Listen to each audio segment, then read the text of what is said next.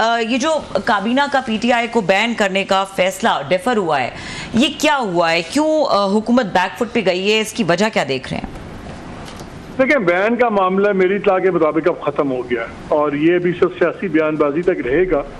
और जो domestic compulsion थी पहले दिन ही सबको पता था सुप्रीम कोर्ट में जाएगा, वहाँ पे ये होल्ड नहीं करेगा।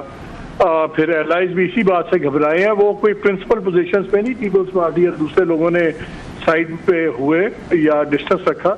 उनको पता है कि नॉन स्टार्टर है और जो माहौल बना हुआ इस वक्त अदालती फिजाओं का, वहाँ पे ये बिल्कुल इससे नहीं होना था। लेकिन एक और बड़ी इंटरेस्टिंग डेवलपमेंट हुई है जो अपने शो में भी बता रहा था नाज़रीन को, कि दो इम्पोर्टेंट कैपिटल्स, एक यूरोपियन कैपिटल और एक नॉर्थ अमेरिकन कैपिटल, यहाँ के दो बहुत सीनियर ऑलमोस्ट टॉप आप डिप्लोमेट्स कह लें, उन्होंने भी मशवरा दिया है, एडवाइस का वर्ड यूज हुआ है टू द गवर्नमेंट कि जी इस तरफ ना जाएं, ये बड़ी कॉम्प्लिकेशंस होंगी सब कुछ।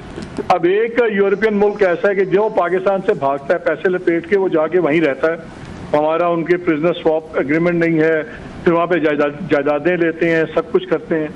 दूसरे मुल्क में बच्चे पढ़ने होते हैं, वहाँ भी जायदादें हैं, फिर वो मुल्क वैसे ही हमारे लिए बहुत इंपॉर्टेंट है। तो ये दो कैपिटल्स जब आपको एडवाइस देते हैं तो उसका बहुत बड़ा बोझ है, बिकॉज उनकी एडवाइस खाली इस्लामाबाद नहीं, वो पिंडी के लिए भी भारी होती है। सो ये एक, अब आप सिर्फ इस पे आए बाएं शाएं बातें सुनेंगे, ये अब बैन वर्चुअली लगने से पहले ही खत्म हो गया हुआ है and I don't think it is going anywhere. So इसलिए बैन को मेरा ख्याल है हम पहले ना भी डिस्कस करें, फर्क कोई नहीं पड़ता।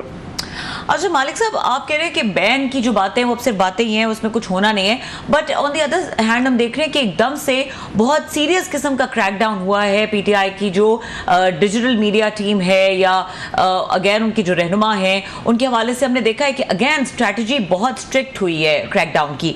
इसकी क्या वजह है और इसके क्या नतीजा निकलेगा? देखिए, काउंटर नैरेटिव नहीं बना पाए एस्टैब्लिशमेंट और हुकूमत, तो जब आप काउंटर नैरेटिव ना बना पाए तो फिर जाहिर है फिर एक ही तरीका होता है कि आप खामोश करें। और जब पीटीआई ने भी बहुत ज़्यादा अजीबोगरीब हरकतें की हैं जो मेरी समझ से बाहर हैं।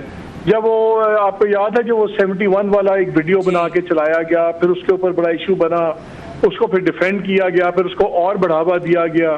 फिर जब आप टॉप लीडरशिप सबके, बात तो गलत है, आप फैमिलीज का नाम लेंगे, फैमिलीज की करेक्टर असैसिनेशन करेंगे तो फिर रिएक्शन तो आएगा। लेकिन हो अब ये रहा है कि अब ये जो फायरवॉल भी आ रही है, ये सब कुछ आ रहा है, ये एक बहुत बड़ा घुटन का माहौल बन रहा है। और इसमें जो अगर आप ये कहें कि रियासती इदारों का और हुकूमत का ओवर रिएक्शन है, बिल्कुल ओवर रिएक्शन है, बट हैविंग सेड दैट, इन मामलात में पीटीआई का जो डिजिटल विंग है, इन्होंने भी बहुत ज्यादा हदूद क्रॉस की हैं एंड अनफॉर्चुनेटली वो अब एक तो रऊफ हसन उठाए गए हैं। मुझे तो तरस आता है उस आदमी पे, क्योंकि मुझे याद है प्राइवेटली वो बहुत ज्यादा क्रिटिसाइज करते थे कि यार ये क्या कर रहे हैं डिजिटल वाले, क्यों इस तरह करते हैं। और वो उन्होंने कहा भी कि जी मेरा तो उसमें कंट्रोल भी कोई नहीं है, लेकिन एंड में सेक्रेटरी इंफॉर्मेशन उठाएंगे। सो आई थिंक आने वाले दिन बहुत ज़्यादा घुटन के हैं, बहुत ज़्यादा सख्ती के हैं। और वो अंग्रेजी में कहते हैं ना भैया उसको जीरो सम गेम, एक जीरो सम गेम बन गई है। वो भी इमरान खान भी एक कदम पीछे नहीं हट रहे, फौज भी एक कदम पीछे नहीं हट रही, हुकूमत तो खैर आराम से तमाशा देख रही है, बिकॉज उनसे तो इमरान खान का इलाज है नहीं, वो तो उन्होंने आउटसोर्स कर दिया है कि रियासती इदारे ही इनको कुछ करेंगे तो करेंगे, हम तो नहीं करेंगे। तो इसलिए वो अब 3 कॉन्फ्रंटेशंस बहुत बड़ी चल गई हैं, इमरान खान और इंस्टीट्यूशन की और जुडिशरी की, और जुडिशरी की और एग्जीक्यूटिव की। ये बड़ा ही एक्सप्लोसिव मिक्स बन गया है। अब यहाँ पे अगर बड़े दिल से बड़े फैसले ना किए गए उन लोगों के पास जिनके पास असल ताकत है, तो अब यकीन माने पूरा Nizam can go out for a sixer. हम बहुत ही खतरनाक वक्त से गुजर रहे हैं। वैसे तो हम 75 साल से हमेशा कहते हैं पाकिस्तान एक खतरनाक दोराए ही नहीं मुकदा साडा, but right now we are in a very very very precarious position. जी मालिक साहब, बहुत शुक्रिया सर, आपने हमें ज्वाइन किया और कुछ खबरें भी हमारे साथ शेयर की आपने। आप क्योंकि यहाँ पे कम से कम इस्लामाबाद में आपको मेरा ख्याल है 35 साल प्लस हो गए हैं, आपने बड़ा एस्टेब्लिशमेंट को करीब से देखा है, हुकूमतों को देखा है, आते जाते कई प्राइम मिनिस्टर, कई आर्मी चीफ, कई एस्टेब्लिशमेंट के बड़े बड़े लोग अगेन ऑफ कोर्स उसमें सहाफ़ियों की मीटिंग्स भी होती रहती हैं, ऑफ द रिकॉर्ड भी होती हैं, ब्रीफिंग्स भी होती हैं, आपको अंदाज़ा है दोनों साइड्स का। सो कोई आपको मेरा नहीं ख्याल कोई बात आपसे छुपी होगी। आपने वही बात की कि फ़ौज भी एक कदम पीछे नहीं जा रही, खान साहब भी नहीं जा रहे। अब दोनों साइड्स को जानते हैं अच्छे तरीके से, आपकी अक्सर मुलाकातें भी रहती हैं पॉलिटिशियन से या एस्टेब्लिशमेंट से, अगेन बहुत सारे जर्नलिस्टों की रहती हैं। तो आपको क्या लगता है क्या स्टेप फौज उठाए वो एक कदम पीछे जाए, या क्या स्टेप खान साहब एक कदम पीछे उठाएं जो आपने कहा है उसके बाद कोई चांस बन सकता है? कोई आपके जहन में फार्मूला है एक एज ए वेरी सीजनड उस जर्नलिस्ट के तौर पर जो पॉलिटिक्स को, हिस्ट्री को और तमाम लोगों को कैरेक्टर्स को जानता भी है? सबसे बड़ी जरूरत है रऊफ कि फौज जुडिशरी के मामले में 2 कदम पीछे जाए। देखें अभी अब एक खौफनाक एक मंजरनामा बन रहा है। आपने देखा ये ट्रिब्यूनल्स का इशू बना। ट्रिब्यूनल्स जो पंजाब वाले 8 ट्रिब्यूनल्स हैं, इनके फैसले इस मुल्क का सियासी मंजरनामा टोटली चेंज कर सकते हैं। और उसके ऊपर जो स्टैंड ऑफ हुआ, सुप्रीम कोर्ट ने भी भेज दिया चीफ इलेक्शन कमिश्नर को, आप जाके नए चीफ जस्टिस से मिले। वो उनसे मिले, वो आलिया नीलम बीबी, उन्होंने भी इनकार कर दिया कि वही ट्रिब्यूनल्स रहेंगे। अब वही ट्रिब्यूनल्स का मामला दोबारा सुप्रीम कोर्ट में आएगा।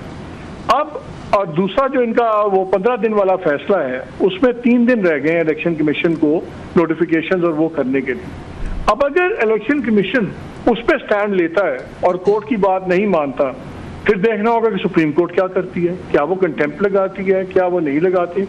और अगर ये स्टैंड ऑफ होता है और अगर वो ट्रिब्यूनल्स अल्टीमेटली अपना काम करते हैं और सुप्रीम कोर्ट कहती है कि नहीं यही ट्रिब्यूनल्स काम करेंगे और चीफ जस्टिस का वर्ड हतमी फैसला होगा, तो वो फिर पूरा पॉलिटिकल स्ट्रक्चर थ्रेटन होता है।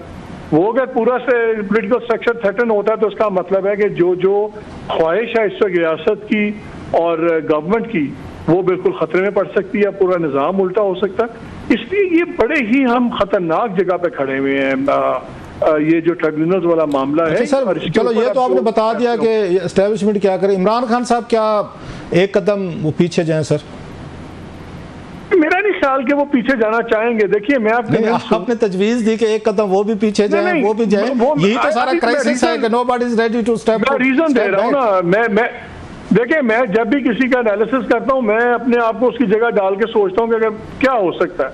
देखिए इमरान खान मेरे ख्याल में कन्विंस्ड हैं कि उनको इस निज़ाम में कोई जगह नहीं मिलनी। वो चाहेंगे कि यार इससे बेहतर है सारा निज़ाम गिरे और टोटल डिसऑर्डर में से एक नया ऑर्डर जन्म ले और उसमें वो चीज़ें हों। देखिए ना, उन्होंने सिविलियन गवर्नमेंट को तो बेट कर दिया ना। सिविलियन गवर्नमेंट इससे ज़्यादा क्या कह सकती है कि हम आपकी पार्टी बैन करेंगे और आप पे आर्टिकल 6 लगाएंगे। ये मैक्सिमम था। अब वो चाहते हैं कि फौज का और जो ये है क्लैश इस वक्त जुडिशरी का इस हद पे चला जाए कि फिर फौज को अपनी पावर यूज करनी पड़े। और वो पावर क्या होती है? वो तो फिर एक्स्ट्रा कॉन्स्टिट्यूशनल होती है ना। सो पूरा निज़ाम गिरता है। उनको इस निज़ाम में अपनी कोई जगह नजर नहीं आ रही।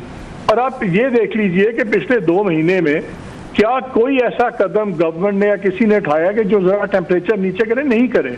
आपने पार्टी से क्रेडिट सील कर दिया, आप बंदे गिरफ्तार कर दिए, रोज नए मुकदमे बन रहे हैं। अब जो ये फ्राइडे को जुलूस निकलेंगे, ये बड़ा इंपॉर्टेंट इवेंट होगा। इसमें लॉयर्स भी होंगे, सब कुछ होंगे। उसमें देखते हैं पंजाब गवर्नमेंट कितना स्ट्रॉन्ग हैंडेडली इसको डील करती है, उसके नतीजे में क्या होता है। सो हर दिन टेम्परेचर बढ़ रहा है, कम नहीं हो रहा। और देखिए जो जेल में बैठा हुआ है वो क्या कह सकता है? वो तो कहता है आज ही मेरे से बात करो। जिनसे वो कहता है वो बात करने पे तैयार नहीं है। मेरा ख्याल है अगर हालात ने थोड़ा सा ultimate point of no return से पीछे जाना है, वो तभी जाएगा कि पहली स्टेज पे फौज की और जुडिशरी की जो टिफ है इसमें कमी आए। अगर ये कमी नहीं आती, यकीन मानिए इस वक्त तीन पावर सेंटर्स रेलिवेंट हैं। एक इमरान है, एक फौज की टॉप क़यादत है और तीसरी सुप्रीम कोर्ट है।